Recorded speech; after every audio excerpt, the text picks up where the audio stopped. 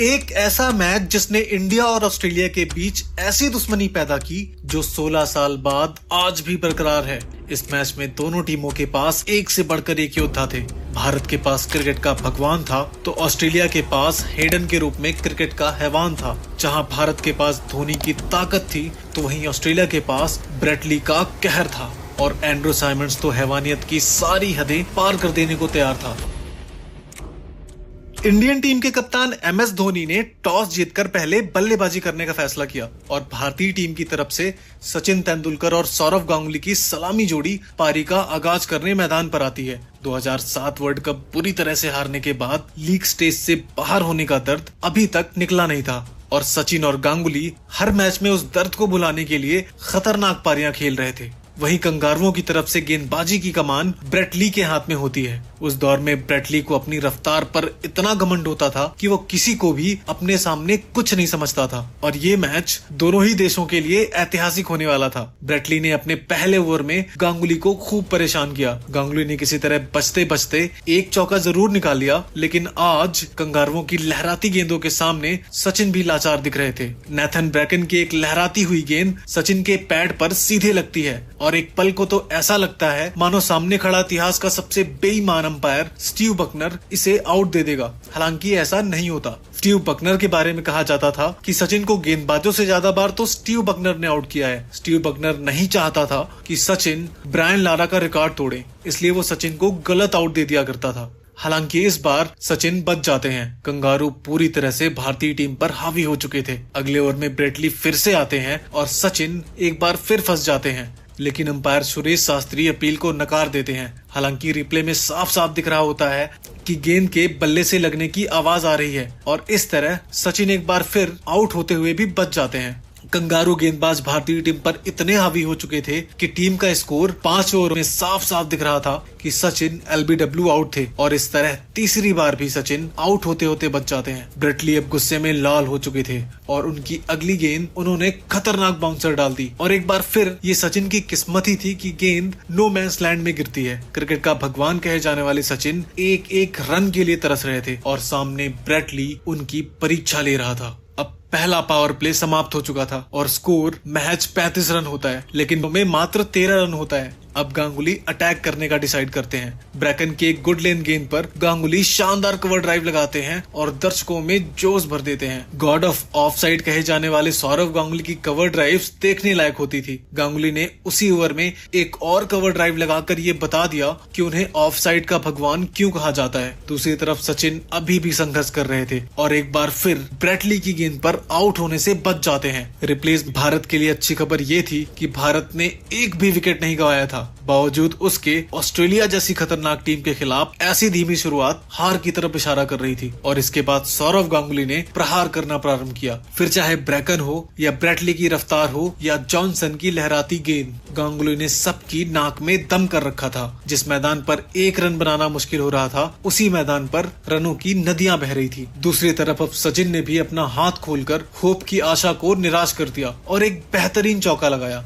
उधर सौरव गांगुली तो अपनी धुन में शॉट्स लगाए जा रहे थे। अब भारतीय टीम का स्कोर 100 रन के करीब पहुंच ही रहा था कि तभी सौरव गांगुली होप की गेंद पर आउट हो गए। सौरव गांगुली 41 रन बनाकर पवेलियन वापस चल दिए। अब 20 ओवरों का खेल समाप्त हो चुका था और स्कोर 91 रनों पर एक विकेट होता है। गांगुली की जगह युवराज सिंह मैदान पर आते हैं और सचिन के साथ मिलकर पारी को आगे बढ़ाने के साथ साथ स्कोर को भी 100 रन के पार पहुंचा देते हैं। अब तक सचिन का बल्ला बेहद ही खामोश था और युवराज सिंह अभी अभी मैदान पर आए थे, तो ऐसे में सारी जिम्मेदारी सचिन के कंधों पर होती है और सचिन ने एक बेहतरीन चौका लगाया। कंगारुओं ने युवराज सिंह को स्पिन में फंसाना चाहा, लेकिन सिक्सर किंग अपनी प्रतिभा का प्रमाण दे रहे थे। सिक्सर किंग चौकों की बरसात कर रहे थे और 31वें ओवर में 2 शानदार चौके मार दोनों ने 50 रनों की साझेदारी भी पूरी कर ली। इसके तुरंत बाद सचिन तेंदुलकर ने भी अपना 50 पूरा कर लिया। इसके लिए सचिन ने 91 गेंदों का सामना किया। उधर अब युवराज सिंह अपने रौद्र रूप में आ चुके थे और जब जब वो कंगारू गेंदबाजों को सामने देखते मानो अपने शिकार की तरफ झपट पड़ते।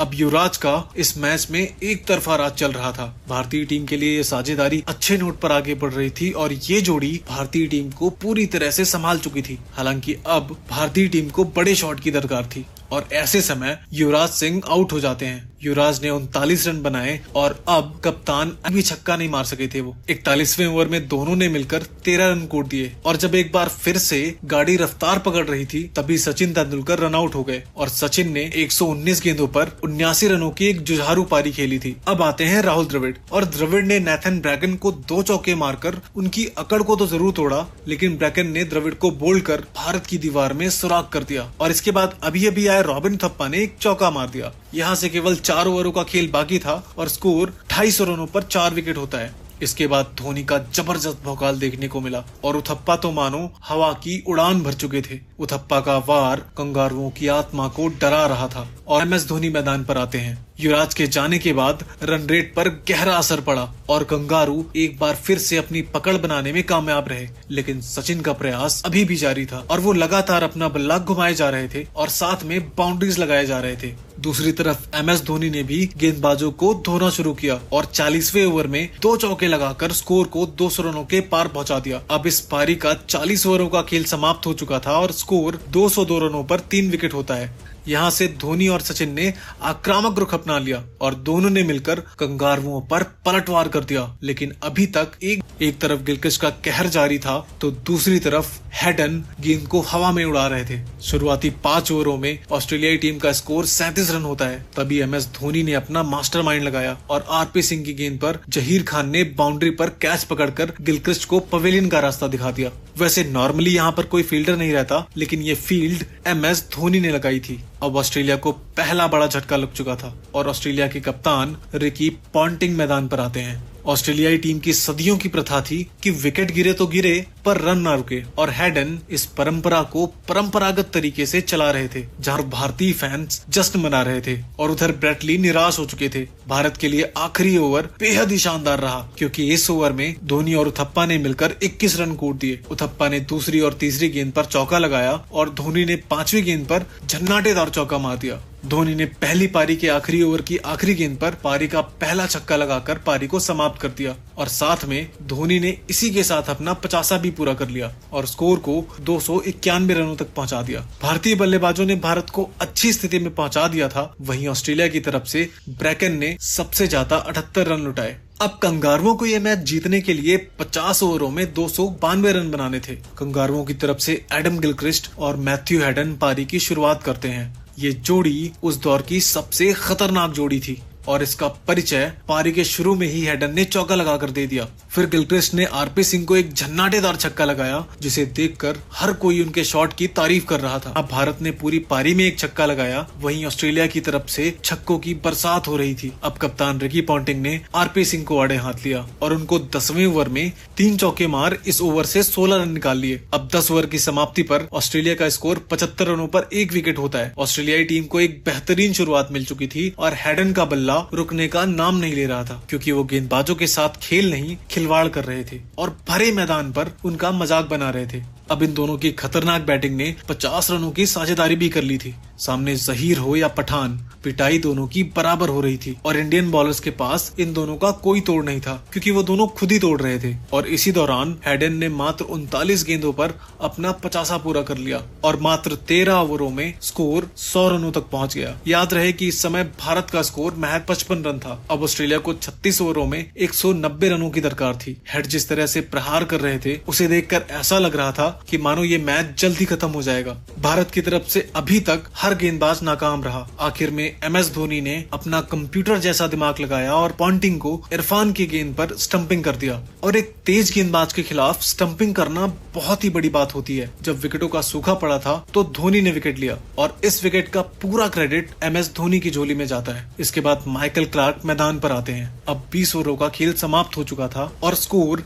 124 रन होता है। क्लार्क आते ही अपना क्लास दिखाना शुरू कर देते हैं और एक चौका लगा देते हैं, लेकिन हरभजन उनको अपनी गेंद में फंसाकर कॉट एंड बोल्ड आउट कर देते हैं। क्लार्क ने मात्र 6 रन बनाए और वापस पवेलियन चल दिए। अब क्रिकेट का एक और महामानव साइमंड्स मैदान पर आता है और यहाँ पर require rate current run rate से नीचे जा चुका था। यदि यहाँ से ऑस्ट्रेलियाई टीम सिंगल भी खेलती तो ये मैच ऑस्ट्रेलिया जीत जाती, लेकिन ऑस्ट्रेलियाई खिलाड़ियों को पूरी दुनिया में अपने नाम का डंका और दहशत फैलाने की जरूरत होती है। इसलिए साइमंड्स अपने खूंखार अंदाज में बल्लेबाजी करते हैं और मैच को जल्द से जल्द खत्म करने का मन बना लेते हैं। कर दिया और ये मैच एक रोमांचक मोड़ पर आ चुका था। भारत को केवल एक और विकेट की दरकार होती है और धोनी ने एक बार फिर से स्टंपिंग करके पूरे स्टेडियम में शोर मचा दिया और उसके बाद स्टंप के पीछे जो हुआ वो हमेशा के लिए यादगार हो गया। हॉज 17 रन बनाकर पवेलियन चल दिए और उन्हें समझ नहीं आ रहा था कि वो कैसे स्टंपिंग आउट हुए। ऑस्ट्रेलिया की आधी टीम पवेलियन जा चुकी थी, जिसकी वजह से कुछ ओवरों तक रन नहीं आ सके, लेकिन साइमंड्स के रहते भारत ये मैच जीतने के बारे में सोच भी नहीं सकता था। हालांकि 47वां ओवर भारतीय टीम के लिए वरदान साबित हुआ, क्योंकि आरपी सिंह ने साइमंड्स को बोल्ड करके ऑस्ट्रेलिया को छठा झटका दे दिया। साइमंड्स का विकेट भारतीय टीम के लिए कितना जरूरी था, एक बार इस विकेट के गिरने का शोर सुनिए।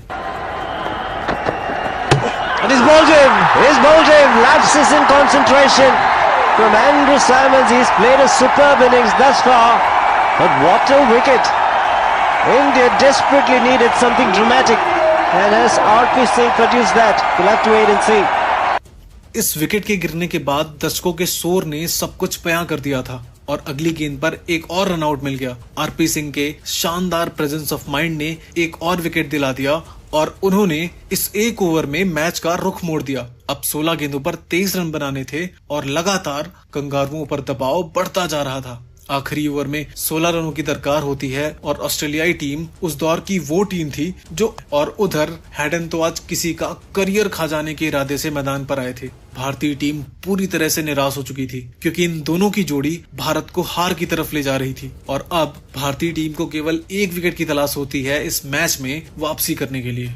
तभी मुरली कार्तिक ने हेडन को बाउंड्री पर कैच करवाकर कंगारुओं की कमर तोड़ दी। मैथ्यू हेडन ने 92 रनों की एक शानदार पारी खेली और अब ऑस्ट्रेलिया को 97 गेंदों पर 102 रन बनाने थे और साइमंड्स ने चौका जड़ स्कोर को 200 रनों के पार पहुंचा दिया। इसके बाद भी साइमंड्स का प्रहार जारी रहता है और देखते ही देखते उन्होंने अपनी हाफ सेंचुरी पूरी कर ली और यहाँ से 51 गेंदों पर मात्र 61 रन बनाने थे। तभी हरभजन को हॉज ने एक चौका जड़ आखिरी दम तक हार मानने को तैयार नहीं होती थी और ये देखने को भी मिला क्योंकि ब्रेटली ने जहीर की पहली गेंद पर चौका मार सबको हैरान कर दिया। ये मैच भारत की तरफ आ रहा था, लेकिन फिर भी हार का डर सता रहा था। लेकिन उसके बाद जहीर खान ने शानदार गेंदबाजी की और कुछ डॉट गेंदें फेंकी, जिसकी वजह से लास्ट में एक गेंद पर 9 रन बनाने थे और आखिरी गेंद पर 1 रन आ सका, जिसकी वजह से भारतीय टीम ने 8 रनों से ये मुकाबला जीत लिया। उस वक्त ऑस्ट्रेलिया को हराना किसी सपने से कम नहीं था और उस वक्त की भारतीय टीम दुनिया की इकलौती टीम थी जो ऑस्ट्रेलिया को टक्कर देती थी।